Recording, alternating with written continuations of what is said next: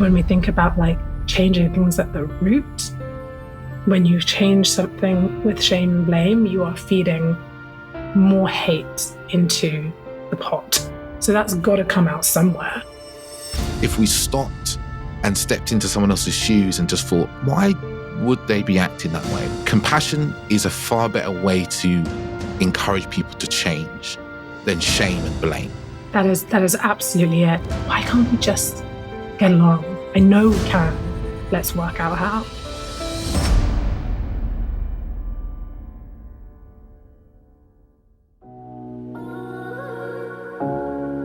Welcome to the Authentic Man podcast. I am your host, David Chambers. This is a podcast for men who want more and less from life. More deep connection, more emotional intelligence, more self-awareness, and more great sex. And less heartache, less conflict, less overthinking, and less stress. Creating dating lives, sex lives, and relationships that are incredible and authentic. My deepest goal is that you, the listener, can take away what you hear in this podcast and apply it to your life so that you can experience greater happiness, transformational growth, deeper relationships, and profound sexual intimacy. I believe that as men, we are capable of so much more depth than we are shown or led to believe. So join me as we get deep into this.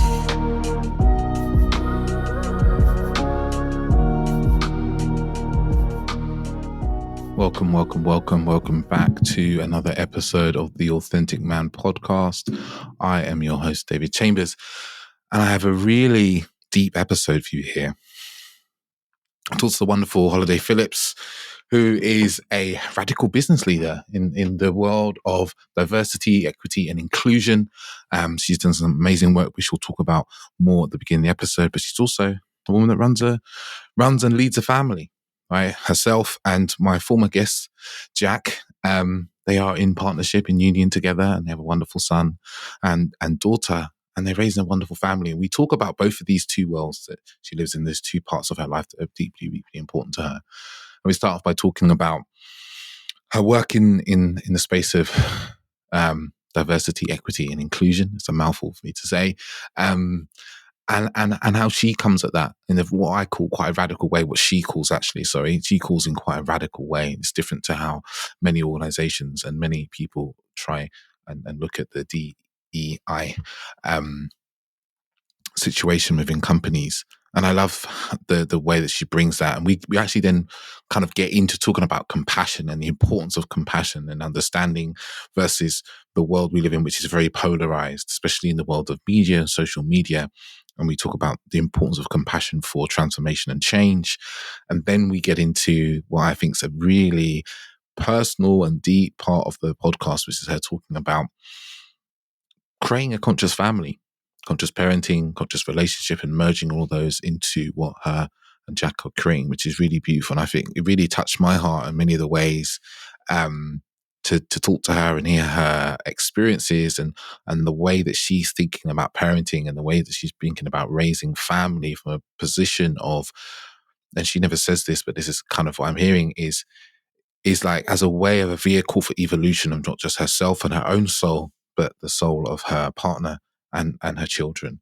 And I think that's something that many of us didn't experience growing up, parents who were thinking that way, not because they were bad parents, but because they didn't have capacity to do so or know how to do so. So, yeah, I love this episode. I've just jumped out of it. So beautiful, so personal, so heartfelt, and very live. You know, she talks about some of the challenges that she's been through as a parent and how she's moved through those and how she's had to trust her intuition in various ways. So, really beautiful episode for you people here. What's there for me to say? I've got a program coming up, my kind of flagship program, which is what I've called like being an authentic masculine man. I'm going to be starting that on the 21st of February, and it runs for approximately 3 months. From then onwards, I've just had my last intake of guys finish in kind of early December. And the feedback's incredible. You know, men got into relationships out of it. Men deepened their relationships, reconnected deeper with their partners. Men rekindled intimacy in relationships and men felt more confident, more purposeful in their life. You know, this is what can come out of programs like this. And these are just the stories of the men in the last round, not the rounds before. If you're interested in applying, you can apply just straight at the show notes, where there's a link to fill out a little form, and then I will get that form and I will contact you about coming into the program. But without further ado, I'll let you jump into the episode. Listeners, I have a wonderful guest with me to talk about a topic that I don't think I've really covered in the podcast. And you've just listened to the intro, so you know what the topic is. But it's something that's close to my home, as you know, I'm in the process of now having conversations and trying to start a family with my partner, Orsa. And this is around, you know, raising a conscious family, because I can look at my own family lineage and I can just see a lot of unconscious decisions being made through maybe even potentially my own conception to decisions about people being together and not being together. So I'm really interested in the topic of like making conscious choices and decisions and visions for our families, and how we can never map something out perfectly, but we can put in place some plans and some intentions to do that. So I have a wonderful guest with me today to talk about this topic. Hello, how are you doing, Holiday? I'm well, thank you. I'm really happy to be here.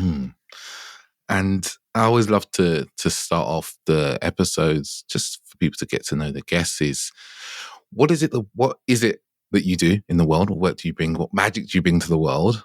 And what was your journey to doing that? Well, first and foremost, and it's very in fitting with what we're going to speak about today, but my first and most important role in the world is being a mother to my kids. So I have my 3-year-old son, Ocean, and my 8-year-old, we call it Bonus, my bonus daughter. It's a stepdaughter, but me and her preferred the term bonus mom and bonus daughter, Akiko. And my puppy, Moki, and my cat, Magsy. So I'm a cat mom and a dog mom. And really that's my most important role in the world. And then equally, fiance, partner to my partner and soulmate Jack, and kind of matriarch of our family. That's the main thing. Beyond that, further out in the world,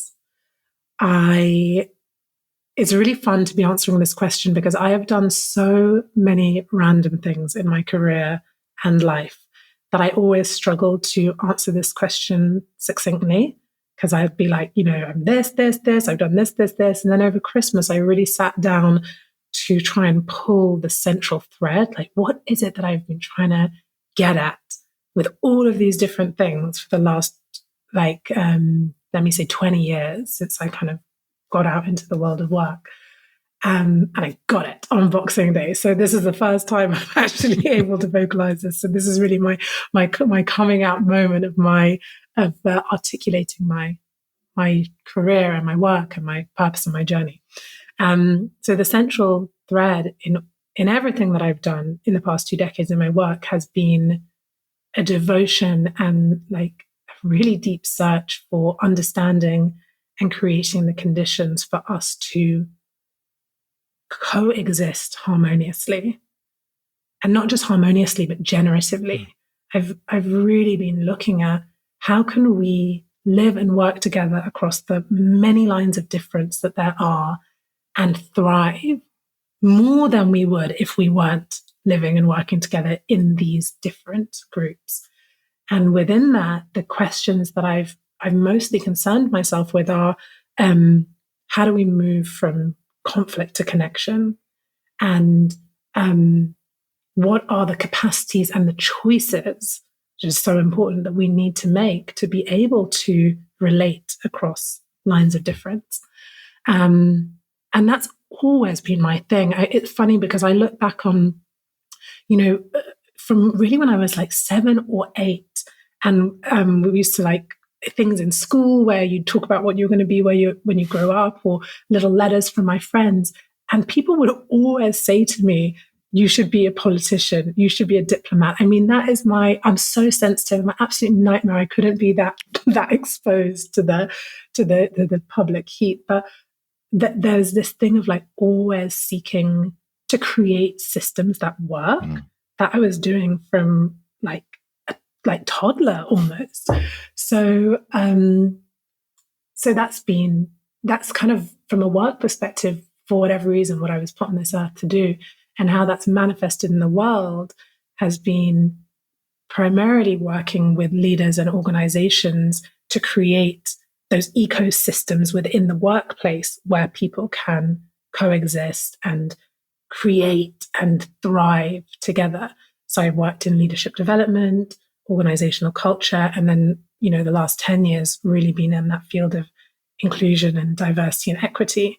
And like you, my background was tech. So I came into my first job was with Apple, and I worked on leadership development, and it was the most incredible place to start a career. And I worked all over the world. And then I moved through the different tech companies and LinkedIn, Google, some banking, Monzo, which is where I met Jack.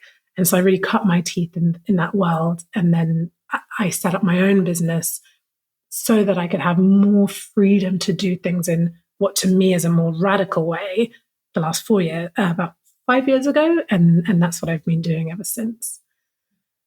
And then alongside that, I have always explored in different areas. So writing and speaking and coaching and leading groups. And it's always been around this question, like, how the fuck can we get along? And why don't we? Ultimately, from what I've given it like loads of flowering because I'm so happy I finally got to it. But that's basically what I'm trying to do. Like, why can't we just get along? I know we can. Let's work out how. Beautiful. I love how you've come to that, and it as you describe it, it's so beautiful and eloquent. How can we get along? How can we thrive together? How can we coexist harmoniously, thriving, generatively? Like, it's so beautiful because, as you said that first, and you expanded on the kind of almost like the as you said it, I was thinking of the subtle bodies, the subtle energetic bodies. You started off with like the really, the kernel, the central piece, and moved out from the subtle energetic bodies. And I think the thing that really leapt out to me was you said you started your own business so you could be more radical. And I wondered if you'd be open to like just describing what that means to you to be more radical in that area. Yes. I've not thought about this question before, so I'm answering it shooting straight from the heart. What does it mean to be more radical? What do I mean by that? Do you know the first thing that drops in for me is that running my own business has allowed me to be so radical, actually. And I'll explain after what I mean by radical. So radical, actually, in what I believe my life can be. And what I mean by that is like, I came into the world. I went to a very like high pressure academic school. My parents were really focused on education and achievement in that kind of paradigm. I went through my school. I did all the things. All A's at GCSE, all A's at A level. I went to Cambridge University. I actually dropped out after a year, but I ticked all the boxes of what you're meant to do, and then go and work in some great career and do working 9 to 5, and then you move up and up and up. And for me, that model was killing my soul, actually. And I can expand a little bit more on it, but it was like so many businesses are stuck. And I say stuck because I think it is ultimately actually unwilling, stuck in a cycle of hypergrowth where like it is all about growing exponentially at a pace that is completely out of sync with our somatic capacity and what we actually are able and designed to be doing.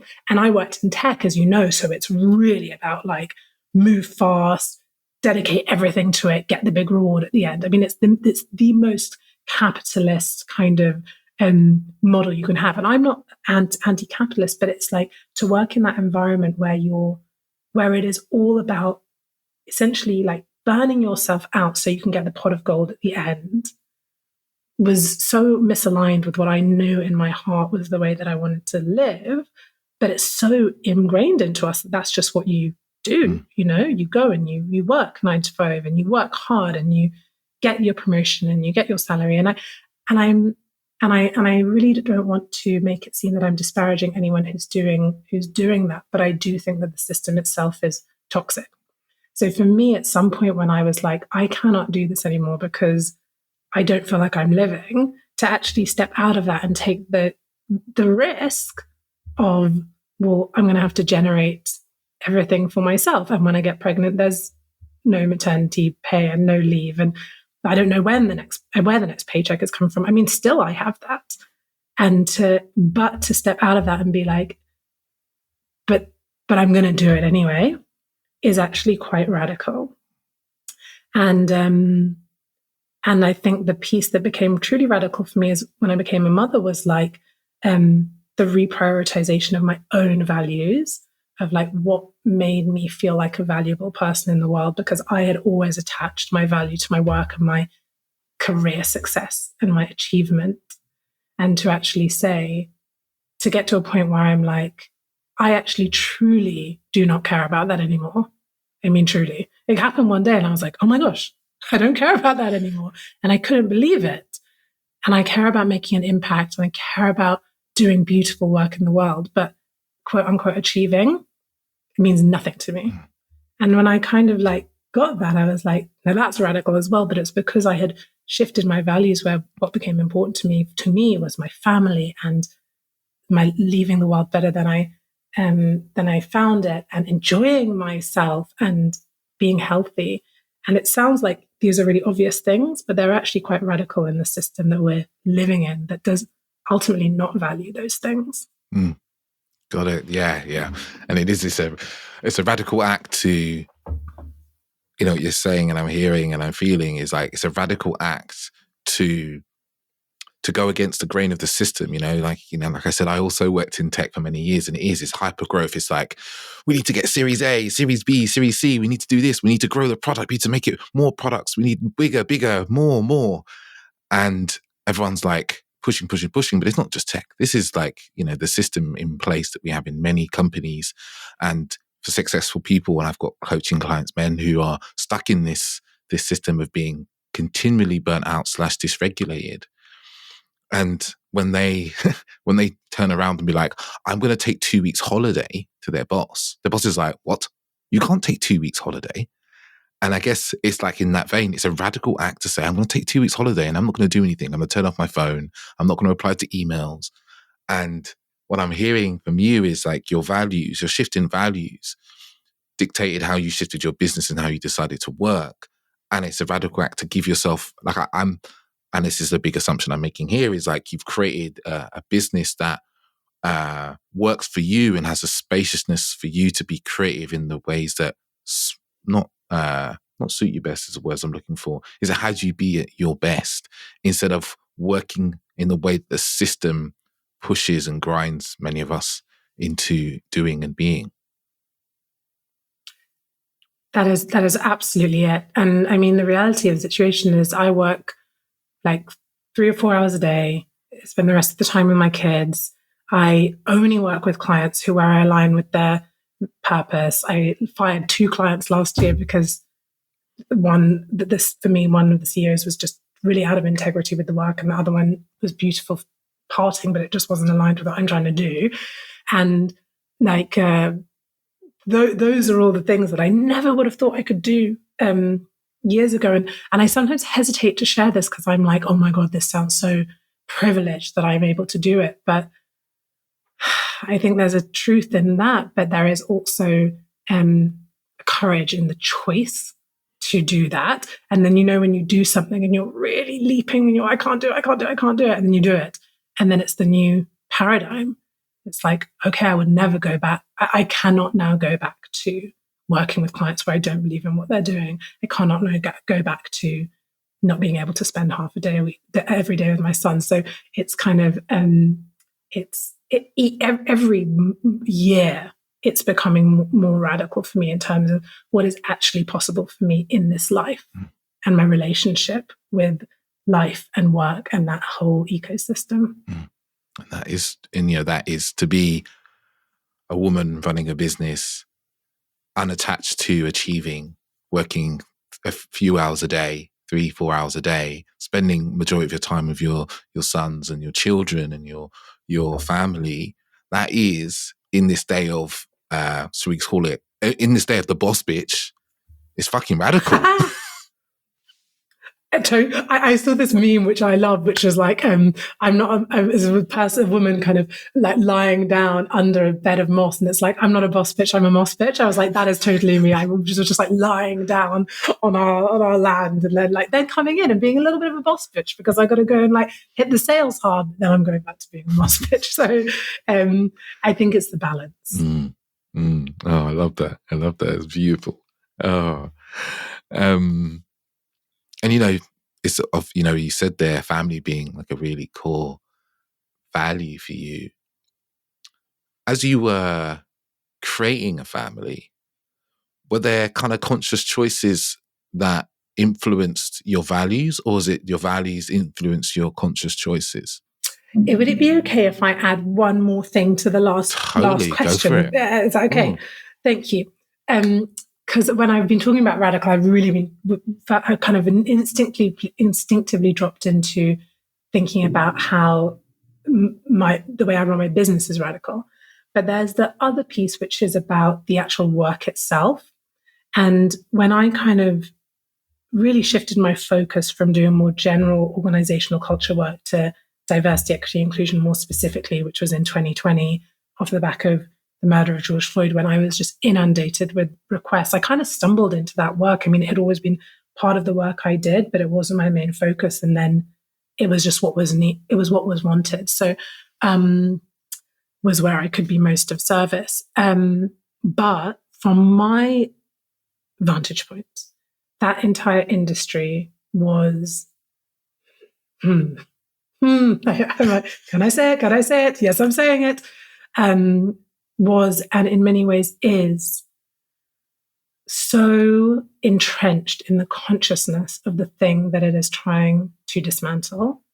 It is so inextricably like weaved with threads of blame and shame and domination and fear. And again, I think to a certain extent unintentionally, but I also think somewhat intentionally, it's created like another location of separation. And when I went into it, I was just like so upset. So how are we doing this? And I understood it actually, because particularly from a race perspective, which is a location I feel I can speak from personally, there was so much anger and primal, like DNA level rage that needed to be expressed. And it actually got a legitimized like way of expressing itself through DE&I. And I got it. I was like, I get that this needs to happen for certain communities. I personally need to express a lot of rage that I didn't necessarily feel I could express before. But let's just call it what it is. Like, let's say that this is a purge. And then let's move to a higher state of consciousness. And I felt really duty bound, actually, to humanity. That sounds really over the top, but I really felt that. I was like, if I'm going to work in this space, like I have to do it differently. And so I also felt that it was radical because a lot of the time people were like kind of wanting me to come into companies and like just like kind of shame people, like, because it was that period where everyone kind of wanted to be shamed so they could be like, I'm so bad, I'm so sorry. And I was like, I'm not fucking doing that. I'm not doing that because I don't think you're a bad person. We are all the outcomes of our histories. And so I'm not going to start from the point of people are good or bad. I'm going to start from the point of like, okay, we're here. Let's learn together. And there is accountability in all locations. And I got really dragged for that in certain areas, both within my like working peer group and for sure on the internet. I really got called like an Uncle Tom, and I remember I did like a podcast with Esther Perel, and I was talking about this process that me and her had gone through, where, I mean, you can look back on my social media and people were like commenting like really awful things about like, they wanted me to be angry about, and I wasn't. And so I really I was angry, but my anger was to be processed myself, not thrown at people. And so I had a hard time. I was given quite a hard time of that. And so it was also radical for me to like stand in the light of compassion and forgiveness, not because I'm a better person or a more evolved person, but because I was like, that is the only way we change the thing we're actually trying to change. So that was a more kind of difficult, radical position to hold. But I think I really did and do. And I really resonate with that, actually, because when George Floyd was murdered, I was working in a large US bank, and I held circles, groups, talking groups, which came almost accidentally, because I just mentioned to him, imagine me, I'm just a lowly software tester, and I was like talking to my boss about what happened, and white middle class man from the middle of England. And he was really uncomfortable in the conversation. I said to him very quickly, I was like, look, man, like, this is just, like, if you're talking to me, don't worry about saying the wrong thing or doing the wrong thing. I'm compassionate and understanding. Like, most people are not deliberately trying to be malicious and deliberately trying to be racist, right? In organizations. It's just the system we've brought up in, the way that we had been indoctrinated in the way that we need to be, or the way that the world is. And I have compassion for that. And he looked at me with like the most wide-eyed surprise. And then I've circled groups, like people would come, mixed groups, come and talk. And I'd say at the beginning, you can make mistakes here. You can say the wrong thing. Like, I'm not going to get angry at you. Because like you were saying, I felt like my anger was for me to deal with in some other place with myself or whatever. But pointing the finger and like, I remember a scene from a film. I think it's like, what's the film with Tom Hanks? It's from that really well-selling book where he's going in the Vatican and stuff. What's that film called? Oh, the Da Vinci Code. Da Vinci Code, right? And one of the villains has like self-flagellation. He beats himself with a whip.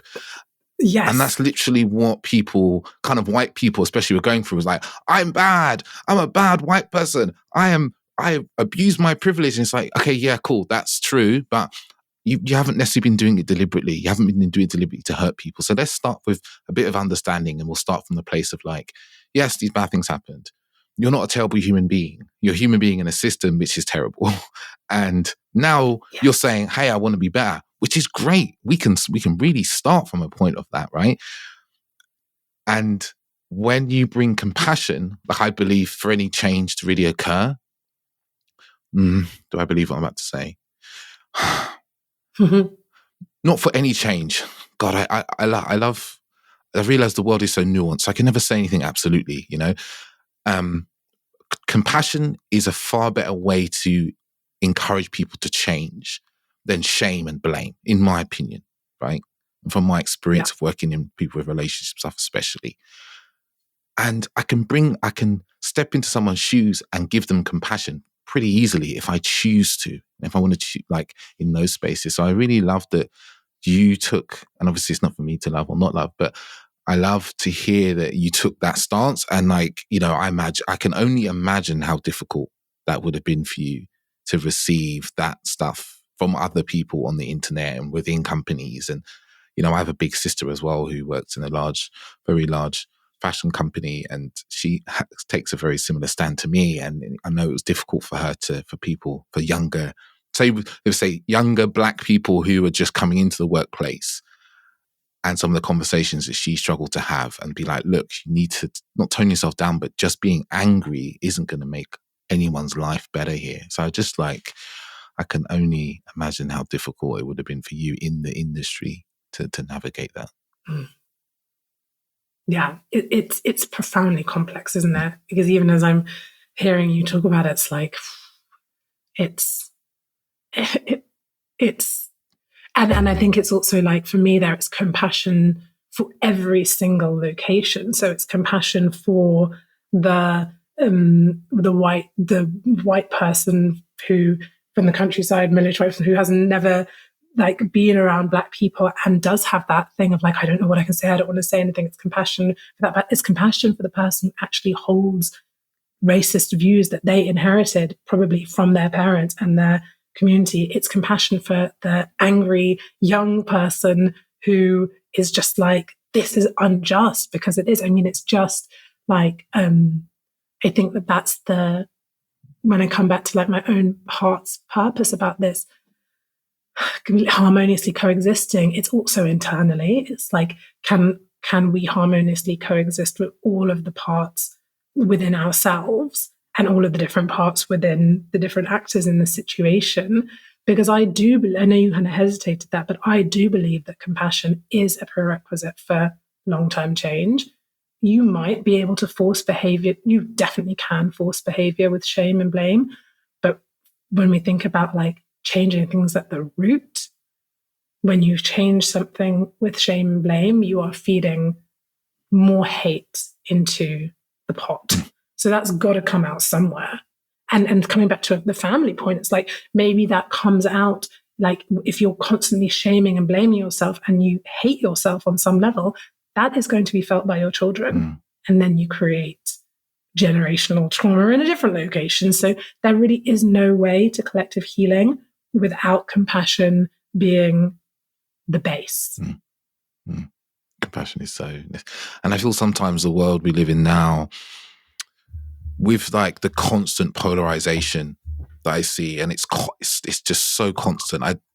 You sound like an old man. You're like, God, it wasn't always like this. But I feel like because of the nature of the internet, because of the nature of attention being the new currency, the way that everything is polarized constantly, it's like no one wants to really be compassionate. No one stops and goes, oh, actually,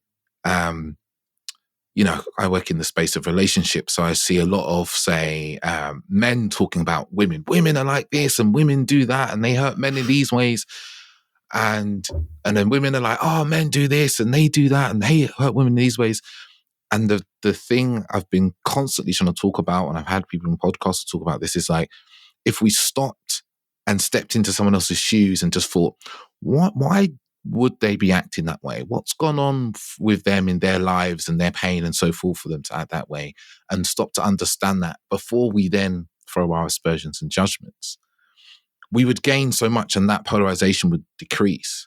But, it's not in the social media companies' interest for that to decrease, because if we came to the point which is central to your work, which is, coexisting harmoniously, then, media wouldn't have so much of a place anymore. We wouldn't be, reading newspapers and clicking on clickbait and so forth so much, because we'd be harmonious and we'd be like, oh, I'm going to go and spend some time with those people instead of reading about those people I don't know.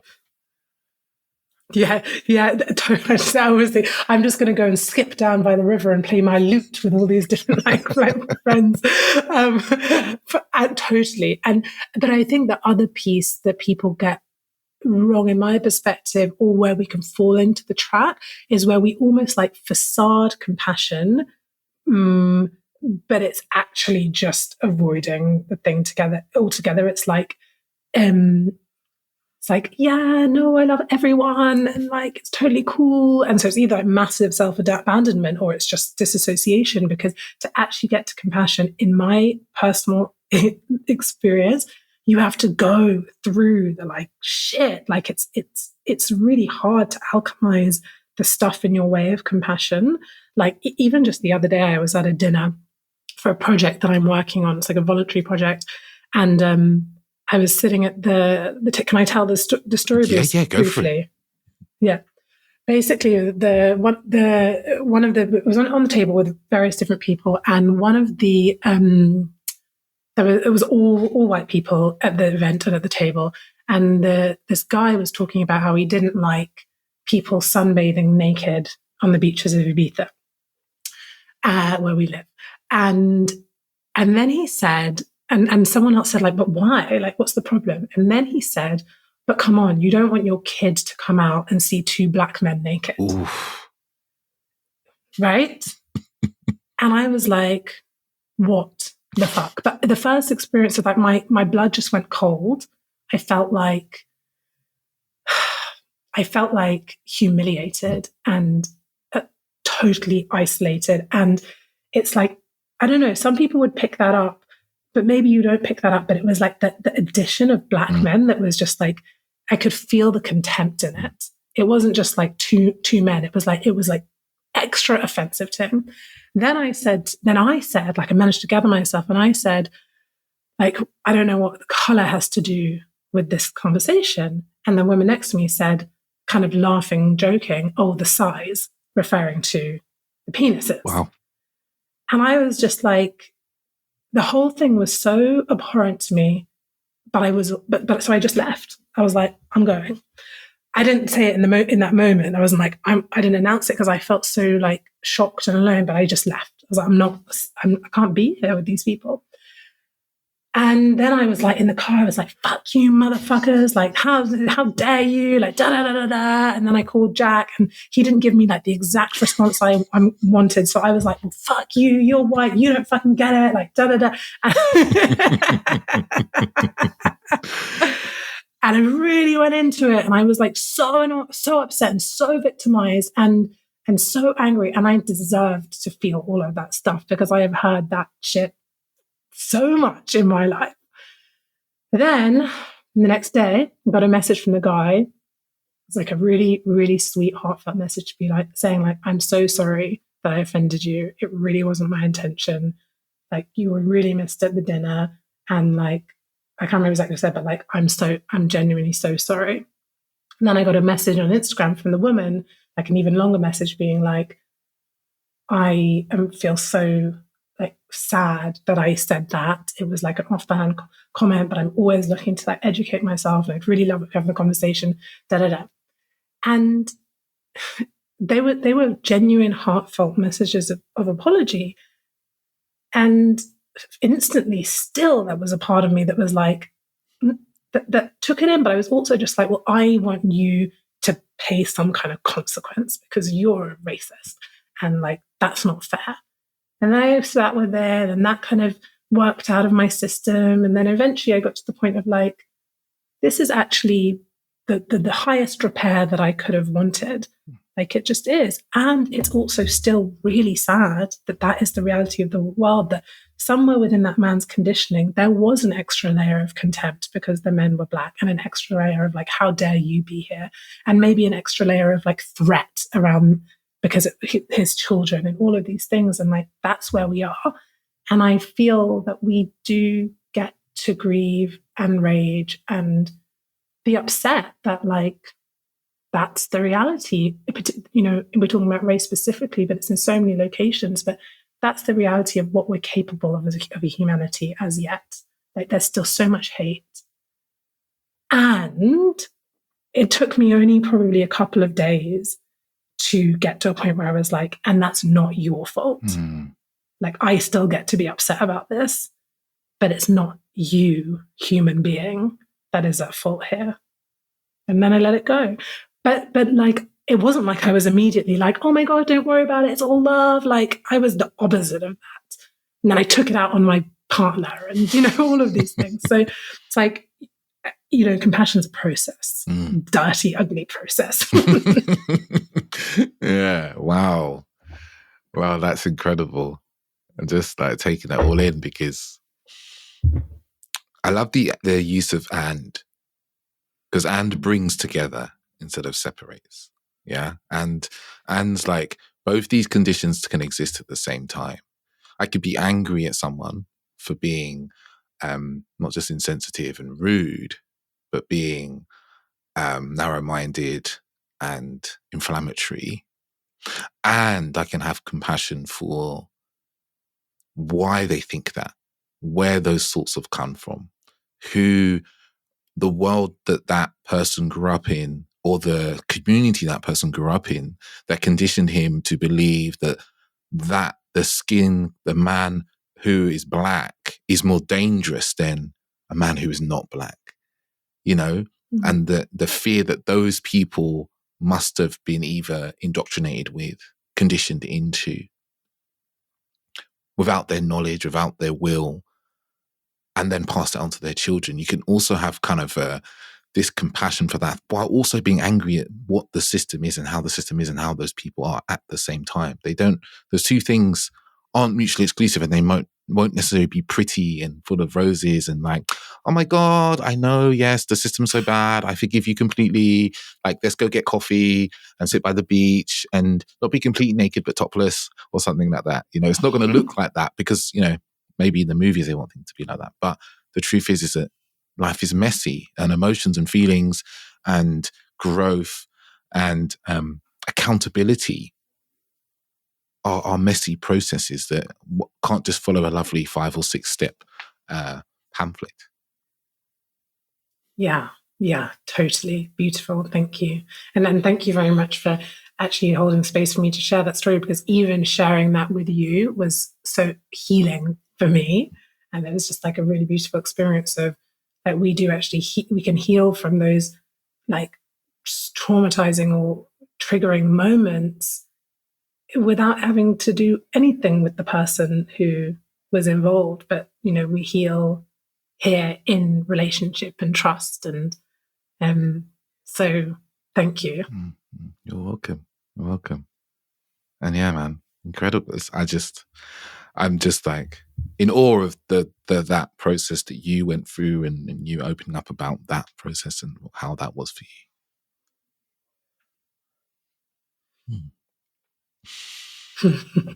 So we've talked about, I've written it down here as like radical DE, diversity, inclusion, and equity, DIE. Because I love that it's radical. You know, it's not that like, oh, let's make it nice and fluffy for the companies and, you know, make it easy for people, and compassion. And then you did touch on the family piece there. And what does, I guess, a different question, this one that pops in my mind is, as we shift this like direction, is like, what does a conscious family mean to you? Well, I think I can really draw on my own like family of origin to kind of explain the starting point of how I think about it. I mean, well, to answer the question actually first, for me, a conscious family is really the same as, or how I describe a conscious person. It's like a family that is intentionally in relationship with life. So like unconscious for me would just be like, it's just happening and things are just going to fall as they do. And that's it. Conscious is like we're living life. So we have this first person to life relationship, but then we also have like almost like a witness there as well, which is like looking at how we are living life and iterating it, for want of a better word, and celebrating it and acknowledging it and grieving it and whatever it is. But it's like you are intentionally considering the way that you are in a family. So starting with like the root of our family, which is the partnership, the marriage, it's like conscious. It's I'm going to not use the word conscious because I'm trying to explain conscious. It's like intentionally thinking about what kind of relationship do we want to be in? How do we want to treat each other? How do we want to talk to each other? What's important to us? What's not that important to us? How do we want to feel loved? And then talking about that and reviewing it and definitely not getting it right, but always working on it. And then as a family, we have young kids, although our 8-year-old, I think, is getting to the point where she is more involved now in these kind of conversations.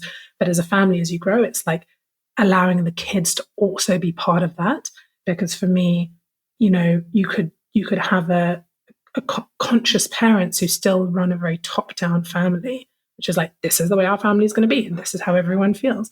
But to really create, for me, a conscious family is like to all make the decision that you want to be in active evolution of how you want to experience being in a family.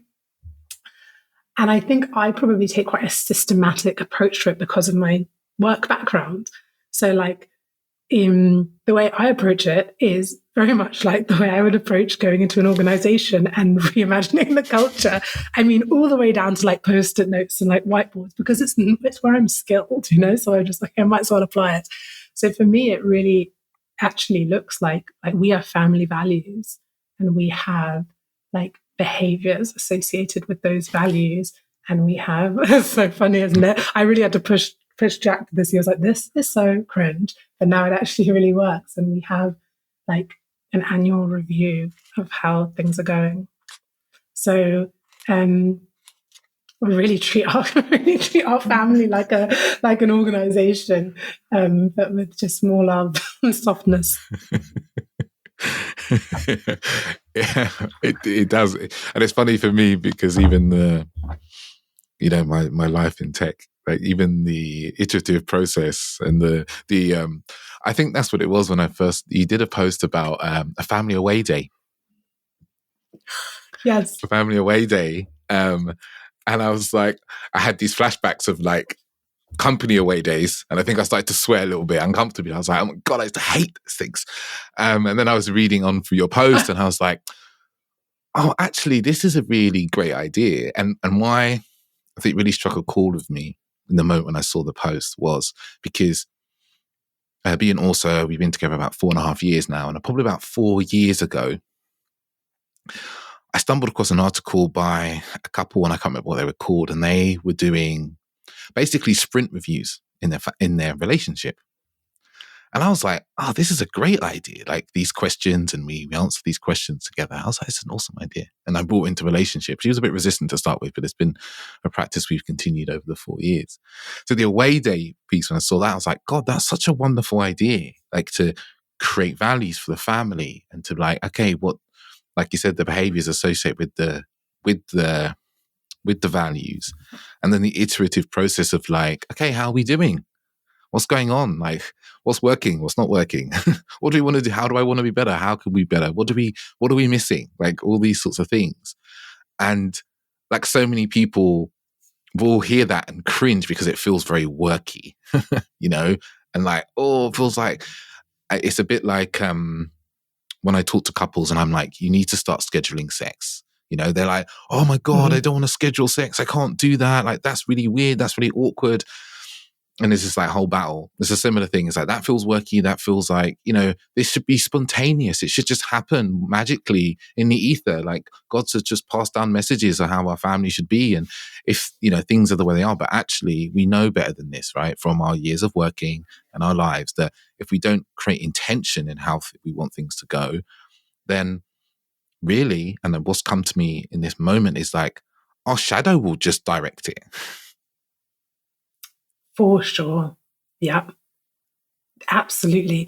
Or you're both kind of running your own, if you're thinking about it in a partnership, you're both kind of like in your own play. And like you're acting out this scene and the other person acting out that scene, then you're annoyed with each other why you're not kind of able to communicate. And I had to go through quite a process with Jack to kind of get on board with this way of doing things, because whilst we have very similar values, our way of being in the world is quite different. I'm like super keen, really earnest person. Like I'm just like, I'm never cringe about, I'm like, why would you be cringe about something that's effective? I really don't understand that thinking. I can't get it. And whereas for him, it's like, he's a bit more cool. Like, so for him, it's just like weird. But actually, I think in relationships, there have to be, or let me speak for our relationship, there are certain things where it's like, if one person is really passionate about something, I really do believe that if you're kind of just like kind of on the fence, not really into it, the generous thing for the relationship to do is to just go with the one who's really passionate about it, because there's wisdom in that passion. So eventually, like, we got to the point where it was like, let's do it. And it makes our life better. You know, it even if the only thing that it did was give me the confidence and the like feeling of being heard to really like go with the things that I think are important, it would be worth it. But it doesn't just do that, because once he comes into it, he sees the value of it too. But I'm uber structured, so people can go like 25 steps back from that. But when I do talk about it with people, they are like, I'd like to see your Notion page. You know, everyone's like, I'm not really into it. And then like one person in the couple's like, hey, send me your Notion page. I will. You have a Notion page for this? Oh, yes. Send it over afterwards. I do. Oh my God, that's amazing. Because I think I'm an unstructured human, right? I'm a flow person, you know. I like to move with the flow of things. And then I something that's influenced my life massively is I took 2 years off and I traveled for 2 years straight. I just moved from India through Southeast Asia, South America, up into Central America. And much of that was just going with where I wanted to go next. I had some planning, but I wasn't super structured. And after coming back, what I really found difficult in my life in general was like plans and diaries. And like people be like, do you want to do something in 2 weeks? I'd be like, I don't know what I want to be. Where am I going to be in 2 weeks? I don't know, even though I knew I was going to still be in the UK. And I've had to move to be more structured because I see the benefit in that. Because like, it's hard to really create anything. It's easier for me to create meaningful things if I have a plan and I have a structure. So I love the sound of the Notion. I love the sound of this. This is beautiful. Sounds amazing to me, because, you know, as it said, it's the intentional nature of moving things in a direction that we want things to go in. I think that's the really powerful thing in there. And as part of the conscious family, where do you see a place for uncovering and bringing light to our kind of unconscious patterns, and particularly our unconscious patterns of relating both to partners and also to children? Because that's like I work with a lot of couples and it's just them two, and there's a lot of uncovering of the unconscious patterns there. But I imagine there's also, when a child comes into the world, or multiple children in the world, we're also faced with our unconscious patterns of how we viewed ourselves as children, or we were viewed as children, or how we see children in general. Like, what part of your practice, so we call it, is about like unearthing those unconscious patterns? Yeah, hugely. I mean, I think when I first had, more so when I had my son, because with my stepdaughter, whilst I am a secondary mother, like, she's not getting my ancestral necessarily, as far as I understand, like my ancestral inheritance of trauma. So when I was pregnant with my son, I really became aware of like, I went quite absolute, you know, because I went into like real mama bear, and you're going to be the perfect mom, and you're not going to pass down any of your trauma and all of this. And I wanted to, in some fantastical world, I wanted to like alchemize all my trauma so that by the time I had my son, he would get a clean slate. And I, of course, like very, very quickly learned that that's not possible, at least not for me. Like, my healing from my own ancestral and childhood and just life trauma is going to be a lifelong, if not multi-life pathway. And I've chosen that, you know. And I also have to remember, at a soul level, my son has also chosen us as his parents. And with that has, like, to speak from like quite a high spiritual perspective, has consented to whatever trauma he's going to inherit from us as part of his life lessons in this lifetime. So I kind of come to an understanding of that. That being said, I do have quite a like through, my own spiritual and personal work, I have quite I think, like refined understanding of some of the stuff that exists in my lineage. So if I can give you an example, there's all the like general stuff of just like trying to be a good parent and not be horrible to your child, not shout at your child. But I didn't grow up with any of that either. My parents never shouted at me. I was never hit. Like I never had any of those things that you would say on paper that was traumatic. My parents are amazing people who really tried their best, but they just did what they could with the capacity that they had based on the life experiences that they had. So when I look at like not passing on trauma down to my son, the truth is I don't know what I'm passing down. I am a devoted spiritual practitioner. I am super hot on my practices. I'm always looking at like cleaning up my messes and repairing and communicating, but I'm still a deeply imperfect human and a deeply imperfect mum. So I don't know what I'm passing down to him. But what I do know is I can look at the things that I do know. Like, for example, if I have a thing about not being seen and not being heard, I can see moments where it comes up with my son, and like it can just be totally honest. Like, I'm not being loved. Like, I can see places where I could be like,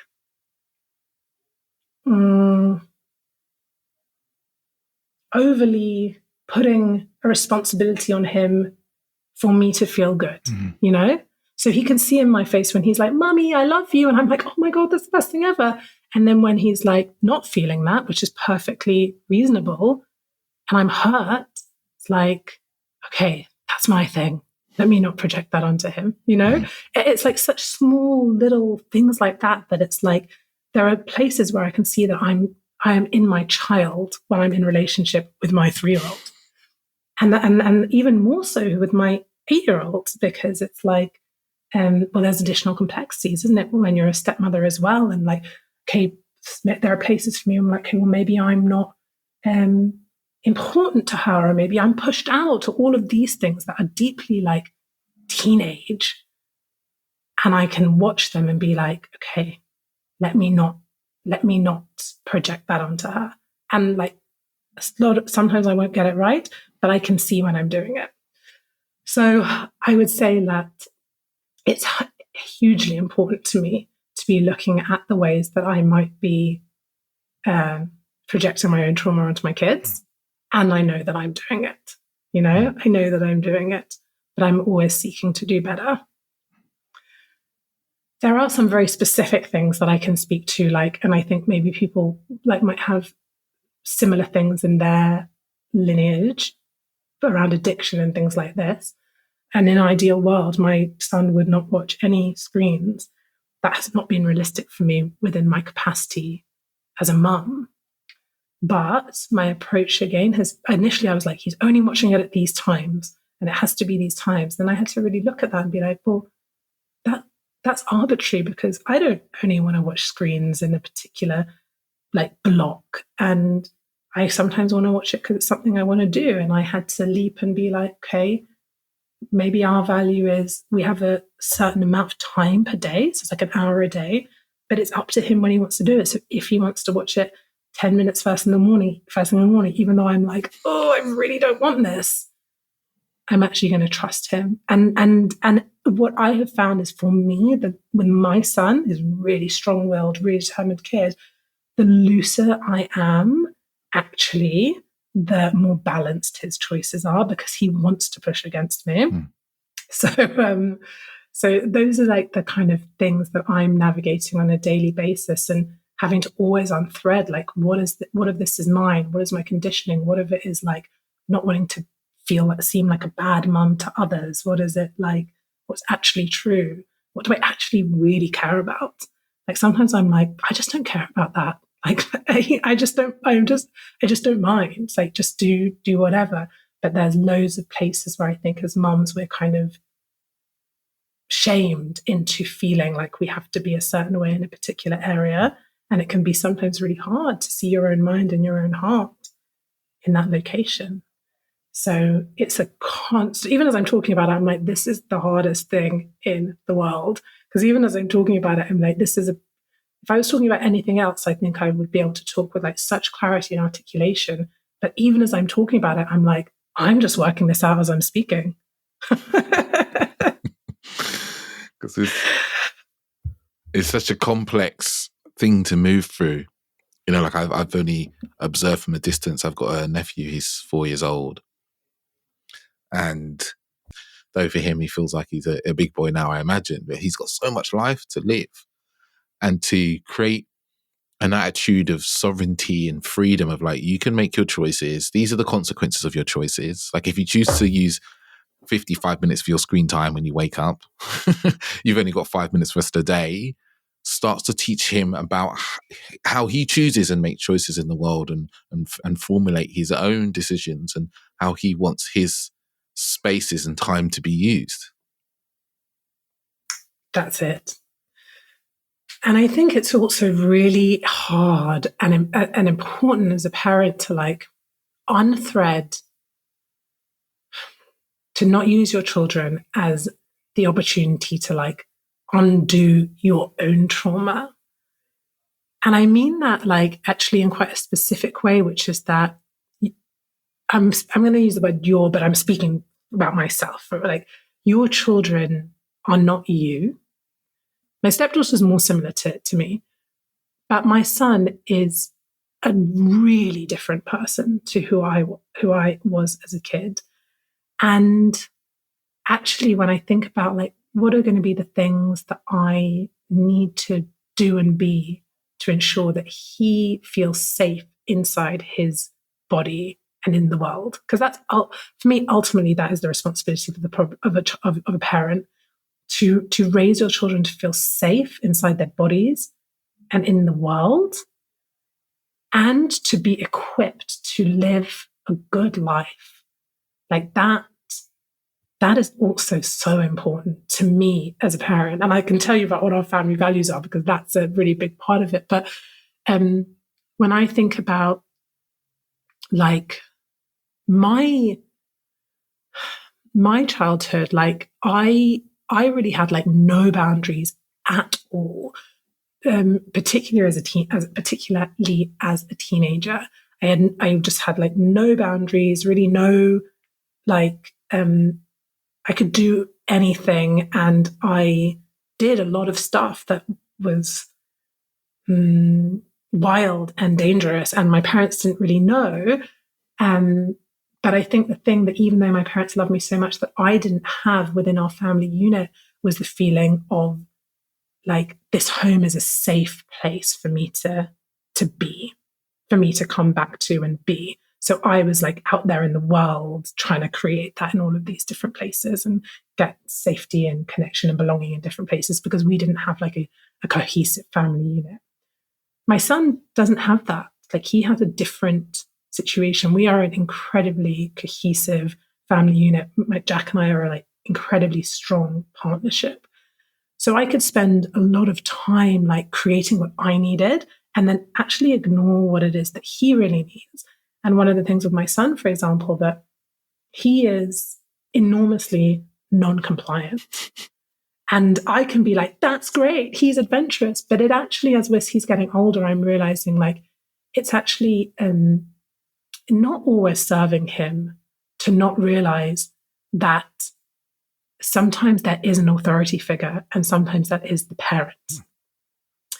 And so it's kind of a similar thing that I had where I didn't have boundaries, but what I needed from my parents was not authority. What I needed was like to feel like we had a safe, cohesive family unit. But with my son, I think what he actually needs from me a lot to feel safe is to hear no. No, that is not okay. No, you can't hit people. No, you can't pull the dog's ears. Like these are things that I didn't need that as a kid. That wasn't what was. But actually, my son, I can see that there are places where, in myself not having the courage and doing the work on myself to allow myself to stand in like the role of villain almost for him and be like, and this loops back to my need to be loved, to be like, no, And he might be like, I hate you, mum, and that's okay, because I am teaching you that there are some things that you can't do. You can't hurt someone else's body. Because I think that if I don't do that with my son, you know, he does have the capacity to become like a little monster, because he's trying to find the edges. And that's not a natural thing for me to do, to provide edges. So it's like all of these things take a lot of thought and awareness to see that, number one, we're not parenting ourselves. And number two, like, we have to be so attuned to hearing like what your child is actually telling you they need. And with my child, I think with my son, like when he's hitting me or hitting other kids, like what he's wanting me to say is no. And I've only learned that in the last couple of weeks. So I'm really exercising it. But these take a lot of soul searching, a lot of courage, I think. You're hearing it's like if you lived in without boundaries, setting boundaries often can be difficult for people to do, because of this idea, and I think I got it when I did a retreat a few years back, is like we can say no. We're so used to no and boundaries being done from a closed heart and from like a removal. Like when we hear no, it's like it's often punishment, or it is restriction, or it's because we've done something wrong, or boundaries are set but we don't often we don't say no with an open heart. And yes, and it's like setting a boundary, and it's like in a way that doesn't remove love, because often with no, it's like no, and I'm taking away the love that I'm going to give to you, right? So we kind of almost become conditioned to like no means removal of connection. That's the words I'm looking for. But actually, we can say no, set a boundary, and still have our hearts open with love towards, whether that's adults, children, or whatever. But it's something that we don't get to experience really growing up very much, because that boundary is usually set from a place of like, no, stop that, which is applicable, obviously, sometimes, but also is applicable sometimes. It's like to say no and be like, maintain love and connection and at the same time. Absolutely. And one of the things that I've really been learning that has really massively shifted for me in terms of my parenting in the last few months, kind of along the same line as boundaries, but it's more like active. It is kind of boundaries, but it's actually more proactive. It's like the way I came into parenting was like, I want my son to be fully expressed and totally free and do whatever he wants to do, and like not be this kind of top-down parent, and for him to just be free to explore and play and be a child. And I do feel that. And one of the things I've learned as he started to get older and I can see him out in the world is like, it's also my responsibility to help him become a man who can operate in the world and connect with people and be a valuable member of society, actually, in whatever way that means to him, and be kind and be generous and be kind of able. Whereas I think when I first came into motherhood, it was all because I love my son, I love my son, I love my son. It's like, it was all about like what he could get from life. I just want him to get everything that he could possibly want. And as he's getting older, I'm like, oh, it's also about me helping him become a man who can give to life. And that's been quite a rude awakening for me, because what that requires is actually a lot more shaping than I thought I was going to do as a mother. I thought I was going to be like, total, just like free wildling. I'm not involved. And now I see like that's not the best thing of service to him. And for me, it's like, no, now I'm going to start putting in some rules. Like, you help clear the table after dinner. Because there are times where it's like, I actually create a world where he's kind of like a little lord and we're all like running around to do everything. And like, that's not teaching him reciprocity, and that's not kind to him.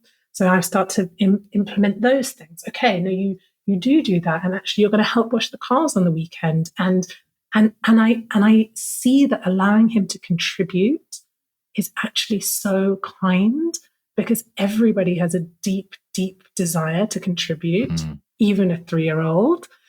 And so it's like, for me, parenting is also like constantly just falling in your face and being like, oh, I was totally wrong there. I totally did not get that right. And actually, I thought I was doing like the highest possible thing. And actually, I wasn't. And a lot of the places where I'm having to learn to be more conscious are actually learning to be a leader in the family. And that's a tough one, because I've spent my whole life and career like trying to flatten structures. But actually, this is where I'm at the moment. I'm learning that a lot of these locations they're the opposite of what I thought, and they're deeply out of my comfort zone, and they almost contravene my values. But I'm learning that things are not always as I wanted them to be or what I thought they would be. So this is a big evolution that I'm in at the moment. It's like, okay, I didn't think I was going to mother in this way, but I think this is the kindest way to do so.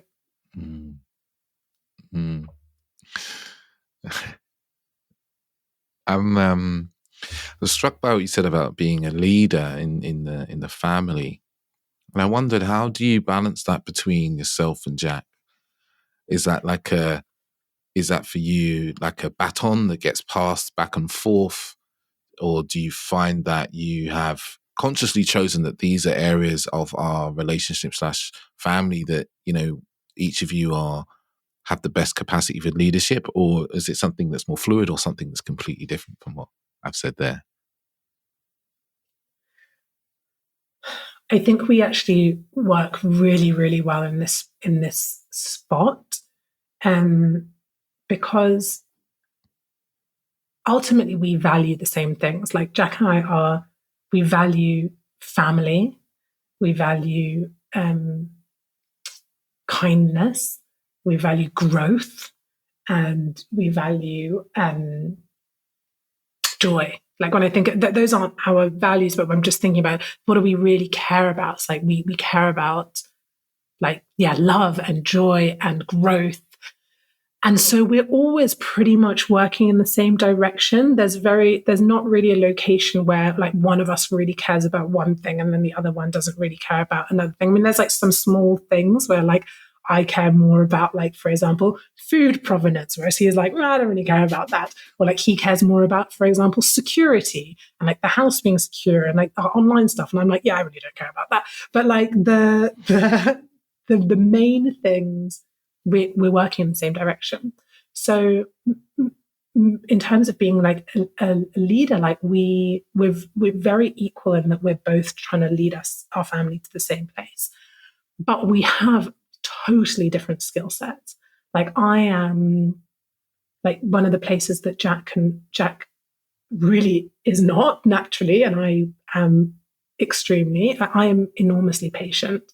Like I could sit with someone for like 5 days in the same location that they're in, like emotionally, for example, and I wouldn't even be bored. Like I can sit with my son for like a 2-hour tantrum and I'm not getting dysregulated at all. I can just hold that. It's just something that I can. Whereas Jack is like very impatient, like move, let's go, let's move through this. So that's can be a real point of conflict between us. But there are moments like, for example, when our son woke up in the night and I was like, I just know, even though it annoys me and I can get resentful, really when I come down to it, like I know his nervous system capacity cannot hold that. He wants to move through it quickly and I know mine can. So the highest service to our family is actually for me to just deal with it and to get over the fact that I'm like, it's unfair and you should wake up in the night, because I can hold it in a way that he can't. On the other example, like Jack's work rate of productivity is like unbelievable. Like if he sets himself, if for example, if he's like, let's clean the house, like what I would do in like 5 hours, he's done in like 14 minutes. Like when he sets himself the tasks to do something, like he can just do it, and he creates like no one I've ever seen before. And so sometimes like we might like want to do something or a project, and I would be like, okay, let's slow down and let's really consider this, and like, can we like weigh up all the options? And he's like, no, like, just please, I'm just doing it. And that's very uncomfortable for me, because I'm like, really want to be involved in everything. But sometimes I just have to see, like, I know that this is an area that he can really create for our family. And so let me just like step back. And then he also might get resentful. Like, he's always annoyed with me that I'm so slow. Like, it's leaving the house, just like, why does it take an hour? And I'm like, I don't know, I'm just moving at a normal rate. But I'm just doing it. I don't know, I'm like pouring tea and stuff. And he might also get resentful, like, why are you doing less than I am? Like, why in this bit? But we're getting to, and that was a real big thing in our relationship, was resentment, because I'd be like, you're not doing enough this, or you're not doing this. And I think we've now really got to the point where we can, like, in the day-to-day, we might grapple in it, but in the bigger picture, we can really see each other's gifts and where they serve the family. And like, we can come out of a thing like that and be like, thank you so much for just like holding the fort in that location. And I think because we have such different like paces and places, it actually ends up we're lucky because it actually ends up really balanced. So in that location, we actually haven't been like, you all do this and I hold this and you do this. Like, it just kind of flows that we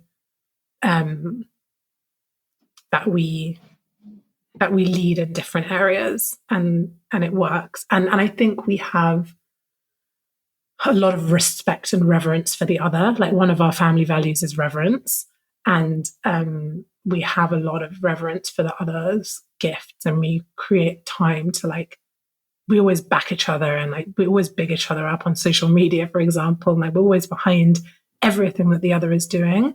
And so that flows into our family, where it's like, ultimately, when we can move through our like sticky pieces, if the other one's like, I'm leading this, we're like, okay, I back you.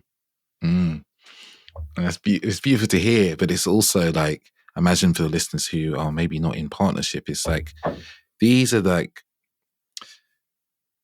fine bits of detail where you're talking there about, sometimes we can have this idea of like, oh, we need to always be doing things equally, like 50-50 in relationship. And like what I'm hearing you kind of describe there is something I've also experienced, is that things aren't necessarily 50-50 on a week-to-week, month-to-month basis. But that's how relationships are. And it's almost like a trust of like, but we're both in this 50-50. Like, we're both in this together, and it won't always look even, but we'll take the lead on certain things. Other person will lead in certain areas. And the other thing you brought in, which is so, so important inside a relationship, I imagine even more so when you have children as well, is that support and praise as a piece in a relationship, because it's so easy with our negative bias to always be focusing on what you're not doing, how you didn't do that thing, or, and so forth. And that's something that, my experience really brings relationships down when we develop. It's very easy to get into resentment. Resentment's a very easy place to go for us. But what I'm hearing from the two of you, what we've described, is this conscious decision to bring praise and support as like a central piece of your relationship and your family.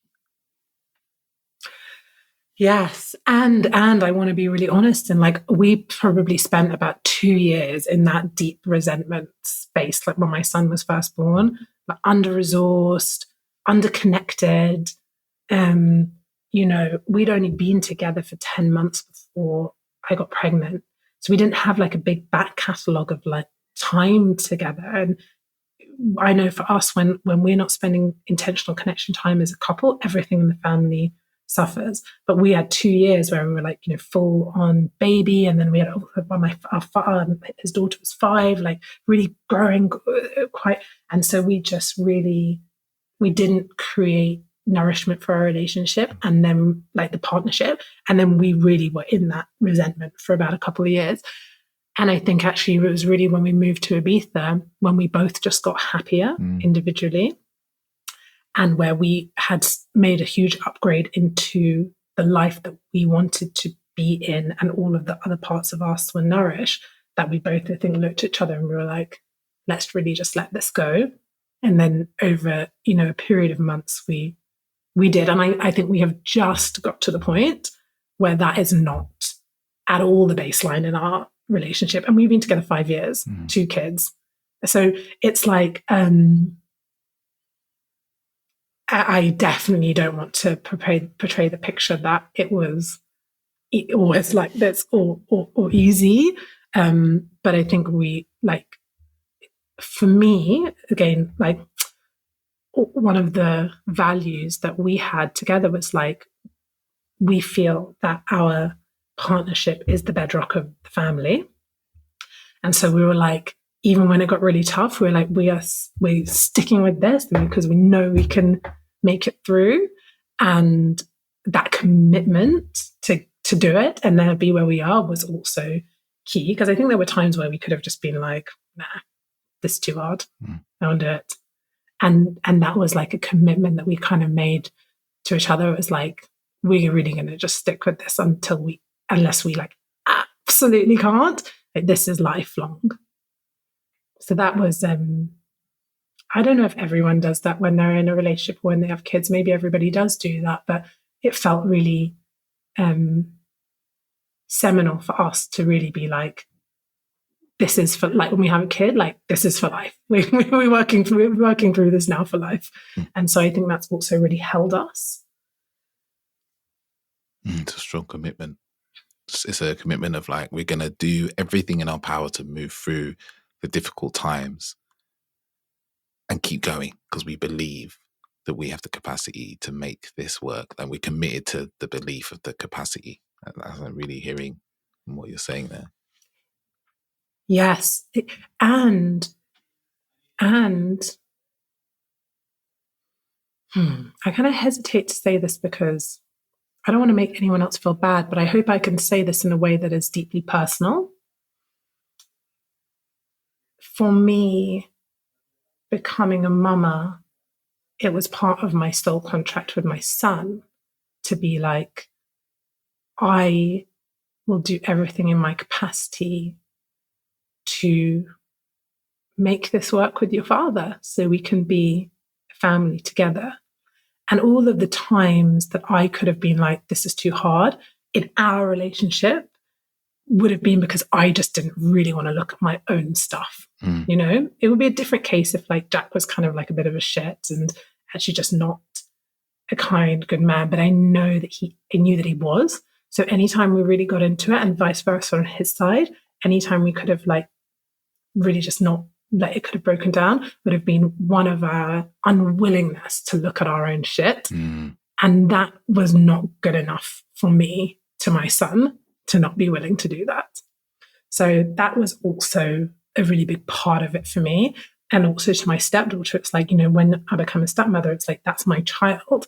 So I'm not just going to I'm also not going to just like not bother working out with her father because she's taken me in as well as a second mother. So it was like a big commitment to my children to work on my own shit enough to be in partnership. And I personally actually think that partnership is harder than parenting. Like, to make a lifelong marriage work,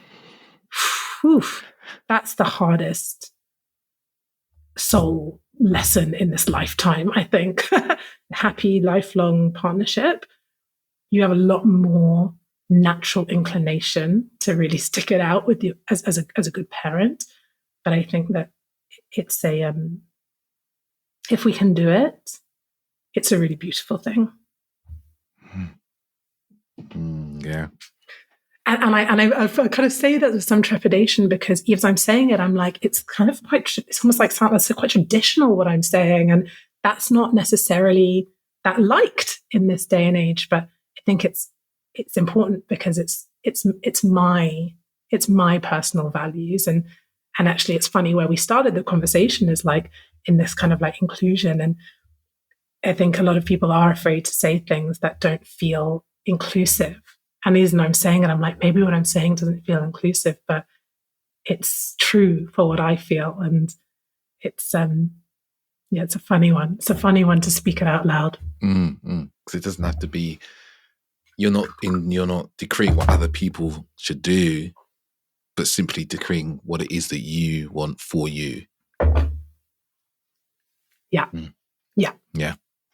And I think that's the heart of conscious families. It's like, we don't really know. We know, let's not abandon our kids. Let's not belittle our kids. Let's not embarrass our kids. Let's not do all of that stuff to our partners or anyone else in our family. And we know the baseline, but ultimately, we don't know. We just try and be the best that we can be. We try and make better choices. We try and look at what we're doing. We try and repair when we mess up. But really, the only thing we have is to like look within our hearts and be like, what do I really care about? What do I really, really think is important? And then you just commit to that in creating that within your family. And I think that is the heart of like authentic conscious parenting, because there's a conscious parenting, which is like reading the 5 things in the book that you should do. But I think authentic conscious parenting is like, what do I really value? Okay, I'm going to try and make that happen, even if I'm not sure I can do it, Mm. Mm. Mm. I feel like this is a really beautiful place to stop, and I realize we've run a little over time. And, I want to say a huge thank you, Holiday, for such a personal conversation about your experience, about what you're creating in your life, in your family. Like, for me, it's been really touching from, my own experiences and the experience I'm moving into, and to hear you and what you and Jack are creating at this point's a little bit ahead of me. And it's been so enlightening and honest and vulnerable and live. It's very live what you've spoken about. So just such gratitude and honor for today's conversation. Thank you so much for having me. And like, wow, that went so much deeper and wider and more real and more than I was prepared for. And I'm so grateful for the space to go to those edges. So thank you. Mm. And I imagine that the listeners are, wondering, before I say that, I imagine the listeners are wondering like how they can hear more from you, how they can work with you, how they can bring you into their organizations, and maybe off the back of this, how you can coach them in creating their families and helping them with their values and their relationships. Where can people find out more from you? Yes, please. I actually have had some messages on Instagram from couples being like, can you do our family values with us? I'm like, I would love nothing more. So if anyone wants to do that with me, and that's open. But no, on a serious note, the easiest way, the best way to stay up to date with what I'm doing is to join my Substack. I send out letters weekly. I send like longer form essays and then weekly reflections. My Instagram as well, I post almost daily. So I'm really, really active on there.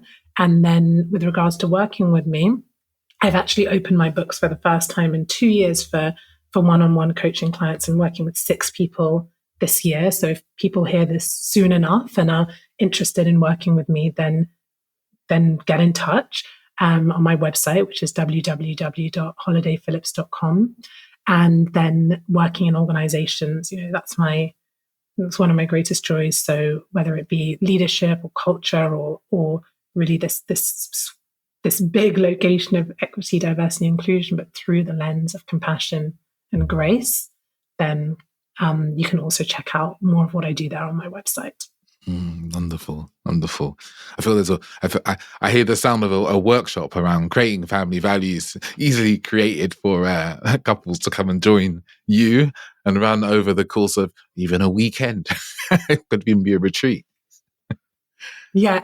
And I have to also shout out Human Work, which is Jack and Mai's training that we run together. We're doing a training in April in the north of England from, I think, the 25th to 28th of April. And this is like, in my opinion, like some of the most beautiful, deep, profound healing work you can do It's in community, relational, physical, emotional training, mixed men and women together.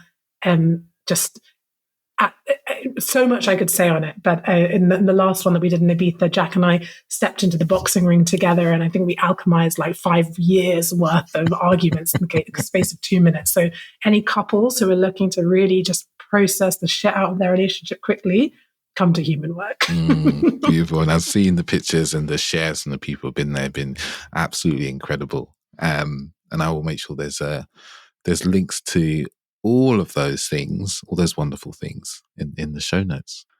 And I say thank you to Holiday, and thank you to listeners. Thank you for listening. If you've taken anything that's really felt profound and important to you, please feel free to, hit us up. Let us know what you've enjoyed.